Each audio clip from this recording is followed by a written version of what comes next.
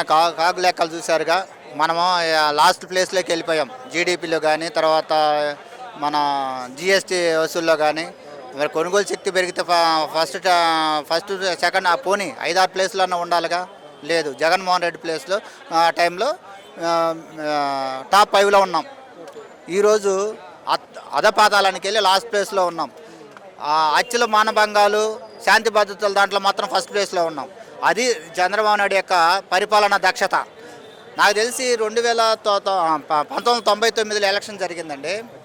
1999లో election నుంచి 2024 election దాకా ఒకటే మేనిఫెస్టో. 1999 నుంచి 2024 వరకు ఒకటే మేనిఫెస్టో.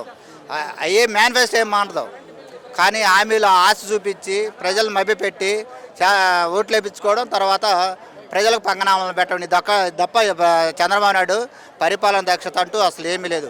చెప్పుకోవడం ఆయన యొక్క దక్షత ఎక్కడంటే మసిబూసి మారేడుకాయ చేయడం, అన్ని వ్యవస్థలను బస్టు పట్టించడం, భయపెట్టడం, లేకుంటే మేనేజ్ చేయడం.